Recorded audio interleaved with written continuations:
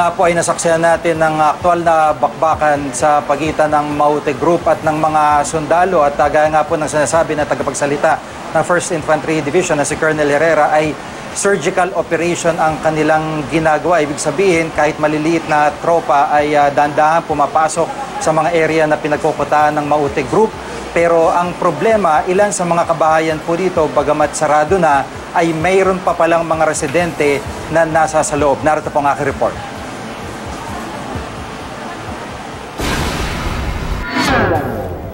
Ito yung itsura ng labanan dito sa Marawi dahil sa dami ng mga kabahayan dito at hindi pa alam kung lahat talaga ng mga bahay dito ay wala ng mga residente.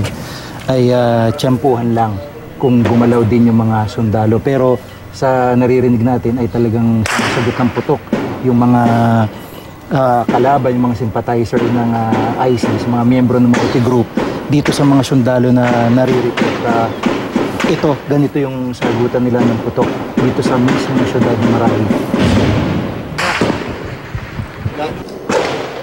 Sa gitna ng putukan at paglikas ng maraming taga-Marawi, natsyempohan namin ang padre de pamilyang si Kuntang Lumantong. Sa pag-aakalang tapos ng bakbakan kaninang umaga, lumabas siya ng bahay para bumili ng pagkain at naipit na sa gitna ng putukan.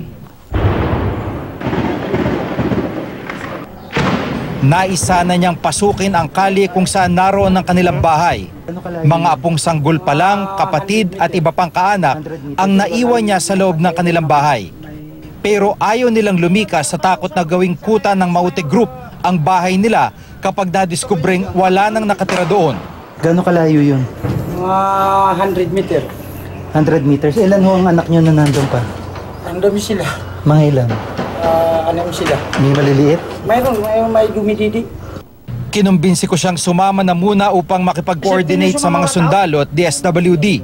Pero mas pinili niyang manatili roon sa kapitbahay para makatsyempong makapasok sa kanilang lugar. Maganda ho, dito sa DSWD. Kesa... Mahirap pa dyan. Baka dyan kami mga trap. Mas mabuti ba dito makapasok kami rito? Oh. Siguro kahit kayo na lang, mag-isa lang kayo. Ang problema ko talaga yung anak niya. Kuntang, tawagan kita ha.